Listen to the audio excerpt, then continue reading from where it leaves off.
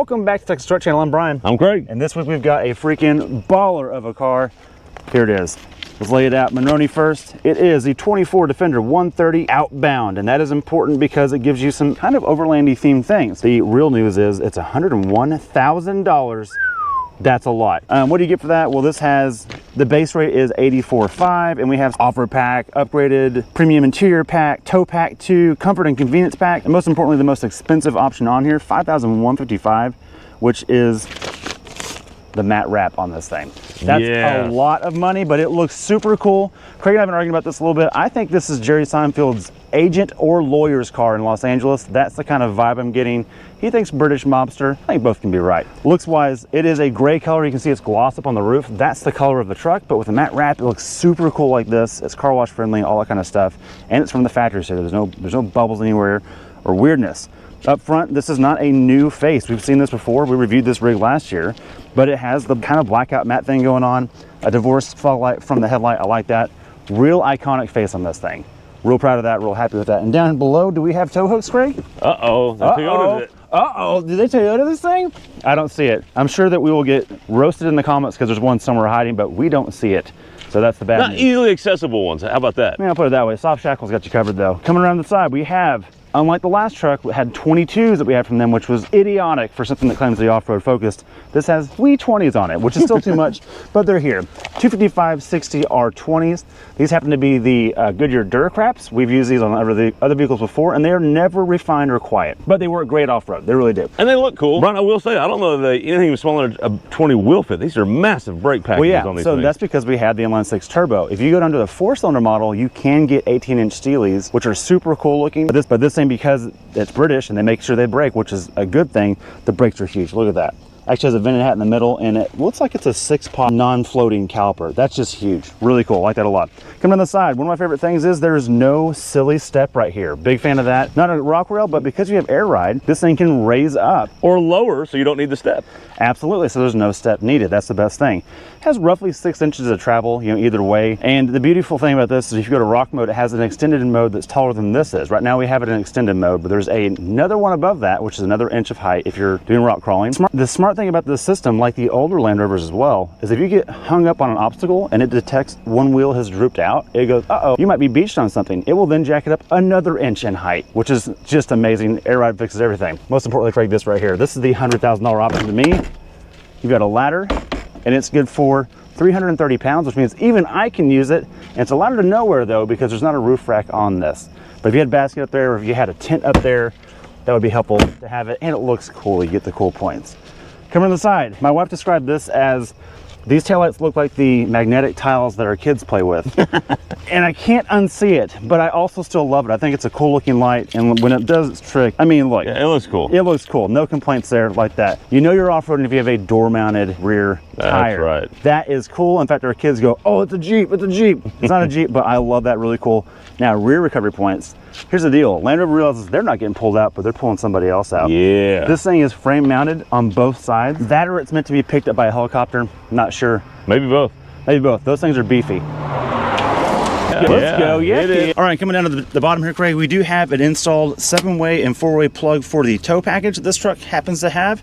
Good for 8,200 pounds. That's a big number. Let's see what this freaking sweet inline six sounds like though.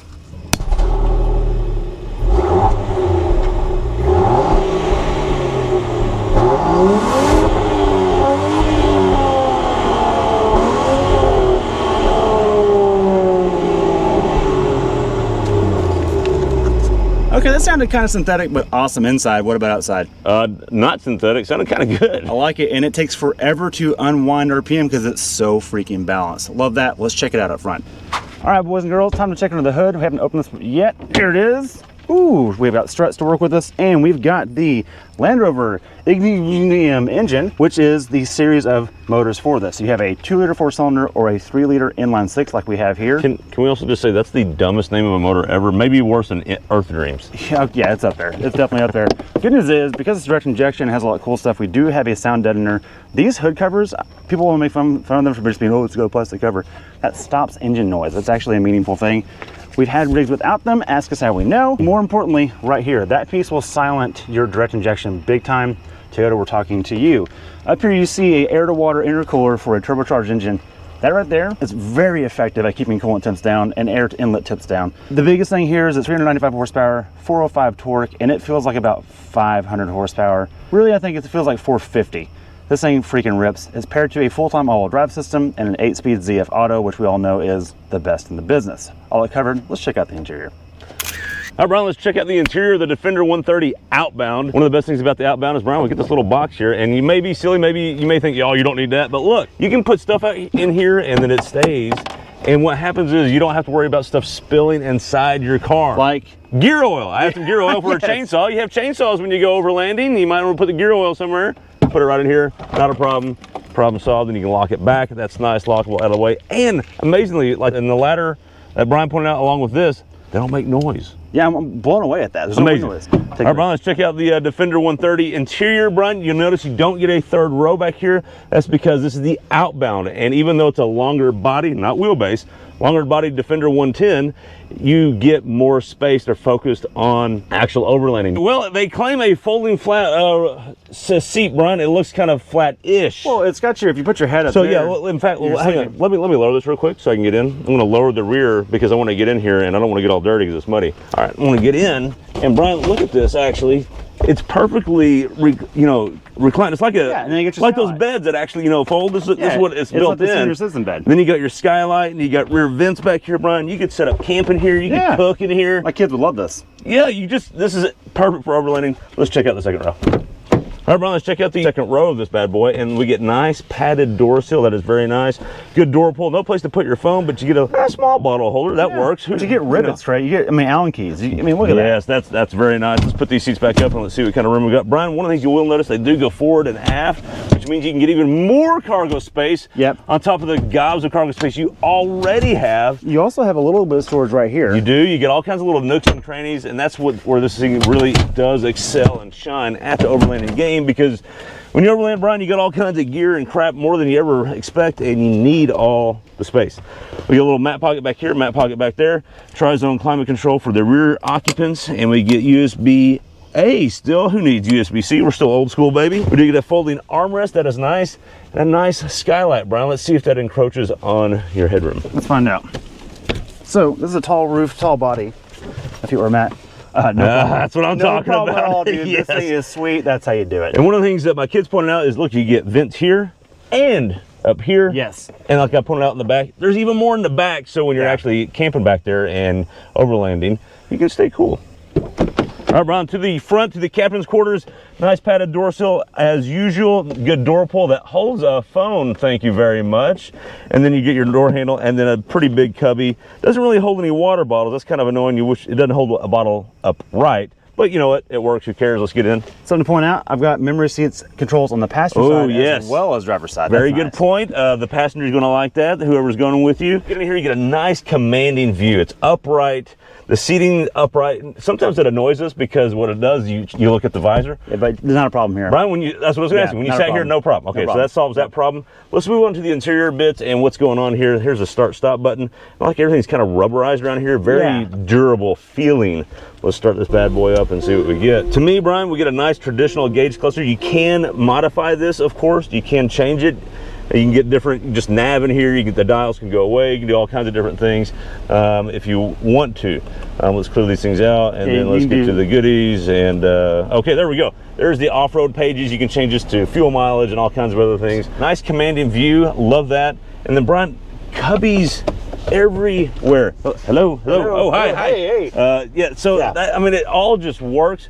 That is very nice. And Brian, the native apps in here are really good. Brian uses CarPlay. Any problems with the CarPlay? Yes, tons. Oh, okay. Explain. It disconnects about every 20 minutes. Okay, very good. Yeah. So what I did is I didn't use CarPlay because you gave me a heads up, so I just never used it. Yep. And so what I love about this page here, Brian, is you can change what's actually on here. Yeah, that is cool. This is one of my fun pages right here, air quality. Look, right now it's really good. 17, I don't know, parts per million. I'm not sure what that means, but inside 16 is good. Look, I was behind a diesel truck the other day. This thing shot up to like 380. Did it really? Are you serious? It was really funny. Yeah, that's awesome. So pretty interesting. It shows you that your cabin filtration, all that ionized air is all working. Let's go back to the home screen, and then you can just look. You can get to all your pages real easy. That's really nice.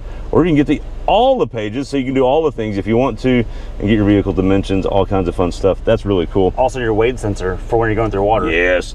Down here, this is a little controversial control center because everything's kind of dual or multi-function.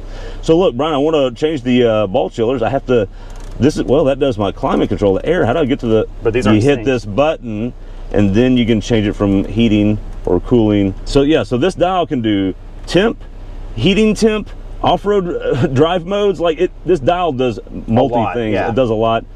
It's a little hard to get used to, but once you get used to it, it's kind of intuitive. It makes sense. Fine. Yeah. Moving on down here, just the storage, the good storage continues. USB-A, USB-C. We get plenty of room down here. Back here as well. Holds all the big Yetis, American things. Like Brits know what Americans got to do. Most important thing. Yes, they got their fridge in here. Thank you very much. And a bottle fits. Yes. Brian, enough of all that though. Brian, this 400 horsepower feels like that's underrated. Let's check the 0 to 60 times. Let's do it. All right, Brian, we're in the Defender 130 Outbound, which doesn't really help performance. No. But we do still get almost 400 ponies. 395 and 405. Okay, what sport mode are you using? Transmission sport mode, that's all there is. Okay, let's go. Boost is built. Oh, there we go. Hey. Whoa! Wow. 6,500 RPM shift, 6,700 RPM shift. Thing rips. Wow. 60 miles an hour. Okay, well, with me in the car, 7.28, that's also its 5th run of the morning. Yeah, we did in succession, by the way. Right. So we filmed the B-roll and our off-screen testing without him in it right before we get in the car and do this. Put it back in drive. I'm a little disappointed. Okay, now this is not a light vehicle. No, it's fair. It's very heavy. It's the heaviest one they make without minus the third row. It is 0 to 60 in 6.45. It cracked mid-sixes. Yeah, mid-sixes. Okay, it did. Off camera, you asked me what I thought, and I was like, man, low sixes would be incredible. Okay, and I'll tell you right now, off camera, in reality, I thought it was going to be like cracking in the 5s because it feels so much faster. It does, and again, I think that's suspension travel. That's part of it because you get this layering like flare going. I think suspension travel combined with crisp shifting ZF. Yeah, and sharp. it feels faster than that. Well, I think the other point of view too is that when you're already rolling in like passing power, yes, it's real quick. Yes. Okay, so the reality is, out of a hole, you got a lot of mass you're getting moving. So anyways, all I covered, good to go there. We did mention earlier, it's a mild hybrid system, 48 volt. All that means is that the starter and the alternator are one unit. Right. And it can help backfill where there's not boost from the turbo yet a little bit. Yeah, it's never going to shut the motor off while you're rolling. No, it's more about auto start stop being smooth. Which means you get an awesome transmission.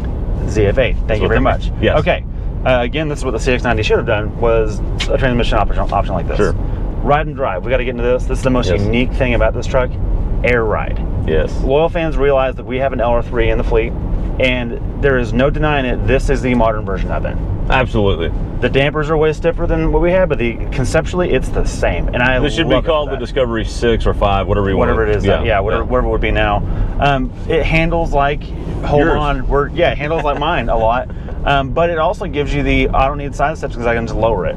And I want to go off and I just raise it. And in the middle, it rides incredibly well. And look, that's not just unique to Land Rover. No, any air ride vehicle we've been in, whether it's the LX600 or the Suburban, well, and Escalades, they all have air ride and all ride unbelievably great. Well, the only thing I want to throw out there, because you're right about that, this is the only one that really prioritizes it functioning off-road. Not just raising, but like it's focused for that, and it's dialed a little better than the others for that mindset. Good point. So good point. That's pretty much it. The steering feels fine. It's not really communicative, but it's not numb. It's kind of in the middle, and that's kind of all there is to it. What about mileage? Did you even do a mileage? Mileage, I did get a little bit of mileage. I did crack the 20 number. Driving to work responsibly one day, the rest of the time just kind of normal. I did get 18. That's not bad for this big vehicle. I was getting just under 17 in an urban mixed drive. Sure. Just driving, not being a monkey. The thing about this loan, we've had these in loan before. I've fallen in love with this one more than the others, and I think it's because I just drove it. I just started driving to work. You got it later in the week than normal, so I just kind of like meshed with it. This thing is awesome. It is. It's great. And completely. Yeah, you look like a Los Angeles jerk driving this thing around, at least in Texas. But it's so cool. I don't care. It's fine. I disagree with that because instead of a Los Angeles jerk, what I feel like in this, Austin, I'm sorry, you're gonna have to earn a little more money here. I feel like a that's what I feel like when I'm in this, because I feel like a villain driving it, and it's kind of awesome. Put an asterisk, British. All that covered. Thank you for watching. Anything else? Yeah, I have one more thing. Oh, okay, let's go. The dirt tracks do suck. You mentioned them on the outside. Oh, yeah. That's the one thing hurting this ride quality on the ride and drive. Yeah. Because it just makes noise, and they don't ride as smooth as the previous Defender 130 right. had. Yeah. Previous Defender 130 had 22s, but it had normal tires, and it rode a little better. So you work for Goodyear and you're looking to sponsor us, look somewhere else. Sorry. Thanks for watching. See you next time.